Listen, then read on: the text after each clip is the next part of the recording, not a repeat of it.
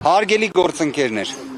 Սահմանադրական դատարանի նման տեսակ որոշման ականատես եղել է ինքս նախկինում ևս։ Այս որոշումը տարբերվում է մեկ կարևոր հանգամանքով, ցավոտ հանգամանքով։ Այն կայացվեց 2026 թվականի հուլիսի 4-ին Սահմանադրության օրվան ընդառաջ։ Եվ Սահմանադրության օրվան ընդառաջ արձանագրվեց, որ Հայաստանում կա սահմանադրություն, կա սահմանադրական դատարան, բայց չկա սահմանադրականություն, չկա սահմանադրական արդարադատություն։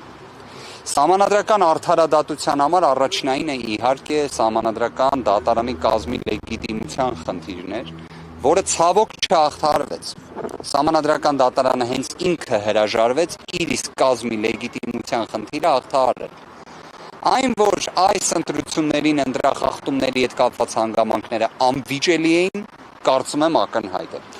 Այն խնդիրները, որոնք մենք ներկայացրել էին, գնահատողական դատողությունների տիրույթից դուրս էին։ Դրանք ակնհայտ էին, դրանք հայտնի էին, պարզապես դրանք պետք է նաև իրավական կերպով ճիշտ ամրագրվեր։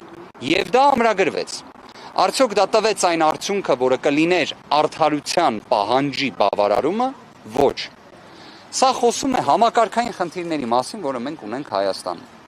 Հնարավոր է այս սահմանադրական դատարանում տևած դատական նիստերը մեր մի քանի այլ նաև հայրենակիցների համար լինեին ինչ-որտեղ ճանաչողական։ Հնարավոր է։ Դա անհրաժեշտ էր, կարծում եմ այո։ Ըստ ձեզ բարձր դատարանի վրա քաղաքական ազդեցություն եղել է, թե ոչ։ Բարձր դատարանի դատավորներից մեկի նույնիսկ հարցադրումները քաղաքական իշխանության խոսույթից էին։ Հետևությունները թողնում եմ ձեզ։ Սպասելիքներ չունեին, ընդդիմադիրները ոչ մեկ չուներ, այս գործընթացը ինչի համար նախաձեռնեց, եթե ոչ մեկ չէին հավատում։ Կներեք, բայց սպասելիքներ ընդհանրապես չունենալու տրամաբանությունը ես չեմ կիսում, բայց սպասելիքներ ունենալու նաև մոտեցումը պետք չի նույնացնել ռոմանտիզմի հետ կամ իրականությունը, այսպես ասած, պատշաճ չգնահատելու հետ։ Մեկ հարց կար, որը բոլորի համար անվիճելի էր։ Պայմանական հավանականությունը, որ սահմանադրական դատարանը կունենար այդ քաջությունը, անվավեր ճանաչելու ընտրության արդյունքները։ Իդեպ, չէ, հարցադրումը մինչև վերջ թույլ տվեք պատասխանեմ։ Արդյոք այդ քաջությունը կունենար, թե ոչ, շատ նվազ մակարդակի էր։ Արդյոք երկրորդ փուլի հնարավորության քաջությունը կունենար մի փոքր ավելի բարձր, բայց մանդատների բաշխման կարգի հետ կապված հարցը դա նույնիսկ կենտրոնական ընտրական հանձնաժողովի համար ակնհայտ էր։ Այսինքն կենտրոնական ընտրական հանձնաժողովի ցանկացած անդամ գիտակցում է, որ վաղ թե ուշ այս հարցի վերաբերյալ իրենք ստիպված են լինելու տալ պատասխաններ, որովհետև երբ անվավեր է ճանաչվում ընտրական տեղամասի արդյունքները կենտրոնական ընտրական հանձնաժողովի նախաձեռնությամբ, որը էական ազդեցություն է ունենում ընտրության ընդհանուր ելքի վրա, պետք է լիներ վերաքվեարկություն, բայց դա չեղավ։ Այն, որ այդ ամենը շտկելու հնարավորություն ուներ սահմանադրական դատարանը, եւ ես ինչ որտեղ հակված եմ կարծելու, որ կենտրոնական ընտրական հանձնաժողովն էլ էր ցանկանում, որ այդպես լիներ, անդամները, որ հետագայում այդ հարցադրումները իրենց չներկայացվի։ Քանի որ սահմանադրական Ժորժան հարց եմ տալիս։ Հարցը ձեր։ Պատասխանեք, արդեն տվեցի։ Շատ լավ, ես ընդհանուր առմամբ պատասխանեմ,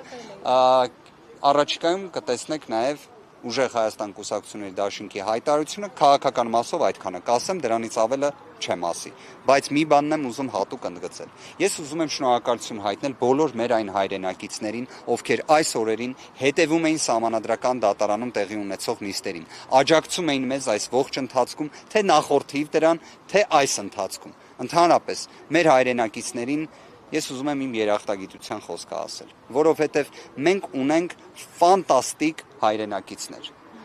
Մենք պարզապես ունենք մի իրավիճակ, որ մեր հայրենակիցներին նաև կարողանում են վախեցնել, տեղ-տեղ կենսաթոշակով կաշառել։ Ցավոք այդպես է, բայց մի բան էլ նաև բոլոր այն ընդդիմադիր մեր հայրենակիցներին, ովքեր իրենց քվեն տվել էին ընդդիմադիր ուժերին։ Սիրելի հայրենակիցներ, իմացեք, որ այն հայտարարությունը, որը տեղի էր ունեցել, որը զրպարտչական էր, որը վիրավորական էր, որը անընդունելի էր, իբրև ընտրակաշառքների հետ կապված, հերքվեց Սահմանադրական դատարանում։ Եթե այսպես ձևակերպեմ, եթե կար մի կարևոր հանգամանք, որ կարող էր արձանագրվել այս Սահմանադրական դատարանում նիստերի ընթացքում, դրանցից մեկը նաև թող դա լինի, որովհետև քաղաքացիական պայմանագիրը ուղիղ հրաժարվեց իրենց այդ հայտարարությունից, ինչ որ իմաստով վերականգնելով մեր հայրենակիցների վիրավորված պատիվն ու արժանապատվությունը։ Դա տեղի ունեցավ այս Սահմանադրական դատարանում, քանի որ ընտրակաշառքների հետ կապված այդ ամեն կերպ փչված հուչիկը վերածվեց դրվագային մի քանի դեպքերի։ Պարզվեց էական ազդեցություն որևէ կերպ չի ունեցել ընտրության արդյունքների վրա։ Մի փոքր խումբ դեպքեր, որոնք կրկին կասեմ առիթից օգտվելով ուժեղ Հայաստան կուսակցությունների դաշինքի հետ զրո առնչություն ունեցող, զրո։ Պարոն Վարդևանյան, քանի որ Սահմանադրական դատարան դիմաց ուժերից շատերը արդեն իսկ կանխատեսում էին Սահմանադրական դատարանի որոշումը եւ հայտնել էին, որ որոշումից հետո իրենց նաեւ մանդատները վերցնել չվերցնեն, դուք նշեցիք, որ հայտարարությամբ հանդես կգան, բայց պատրաստ է որոշումը արդեն իսկ։ Ոնց դուք տեսաք, մենք ի տարբերություն քաղաքացիական պայմանագիր կուսակցության այդ մշակույթը փորձում էինք իսկապես, որ ձևավորվի Հայաստանում, որ դեռևս Սահմանադրական դատարանի որոշում չլինելով որևէ նման մի հանգամանք հաստատված չհամարվի։ Եղավ որոշումը, ըստ դրա արդեն կլինի նաև հաջորդի գործողությունները։ Այլ արծ, որ մենք բոլոր հնարավոր սցենարները դիտարկում ենք իհարկե, բայց վերջնական որոշումները բնականաբար պետք է կայացվեին այս որոշումից հետո։ Այսքանը սիրելի գործընկերներ, վերջին հարցը։ Շատ լավ, նախավերջին հարցը։ Մանդատների վերաբաշխումը, օրինակ ինչ կարող էր անել, ճանաչեր, արդյունքներ անվավեր եւ ինքը վերաբաշխեր մանդատները։ Տեսեք, գործընկերներ, իրավական առումով պարզաբան եմ։ Կենտրոնական ընտրական հանձնաժողովի ընդունած խայտառակ որոշումն էր, որ Սահմանադրական դատարանի արդարադատության առարկան էր։ Այդ որոշումը ճանաչվում էր անվավեր, սահմանվում էր մանդատների բաշխման նոր կարգ։ Այն կարգը, որը պարտավոր էր սահմանել Կենտրոնական ընտրական հանձնաժողովը։ Այո, որովհետև անվավեր եթե չէին ճանաչվում այդ երկու ընտրատեղամասը, երեքն է չեմ ասում, երկուսը, Բարգավաճ Հայաստան կուսակցությունը այդ շեմը հաղթահարել էր։ Իդեպ ստացվում է առաջին անգամ, սա իդեպ թող որևէ մեկը չմեկնաբանի, որ Հայաստանում նախկինում ընտրությունների ժամանակ ես ասում եմ խախտումներ չեն եղել։ Խախտումներ եղել են։ Սահմանադրական դատարանը բազմիցս դա արձանագրել է։ Իդեպ ի տարբերություն հենց այն անձանց, ովքեր այսօր Սահմանադրական դատարանում պաշտպանում էին այն ընտրական օրենսգիրքը, որը քննադատում էին նախկինում եւ այլն, այդ այսպես ասած կարծիքների փոփոխականությունը դնենք մի կողմ։ Ընտրական օրենսգրքի հետ կապված խնդիրներ Սահմանադրական դատարանը նախկինում էլ արձանագրել է։ Այստեղ խնդիրը ուրիշ բանում է, որ նույն այդ ընտրական օրենսգրքի տրամաբանության ներքո չի եղել դեպք, որ ուժը հաղթահարի ըստ քաղաքացիների քվեի անցողի քշեմը, բայց Կենտրոնական ընտրական հանձնաժողովը խլի այն։ Արգելի անցնել անցողի քշեմը։ Սա առաջին անգամ էր, սա աննախադեպ էր, թող սա էլ արձանագրվի։ Վերջին հարցը։ Պատրաստում եք բավարարել միայն հայտարարություններով, թե կոնկրետ գործողություններ։ Հայտարարության մեջ նաև նշվածի վերաբերյալ պատասխան կտեսնեք։ Շնորհակալ եմ, որ ոչ աշխատանքային օրով էլ լուսաբանում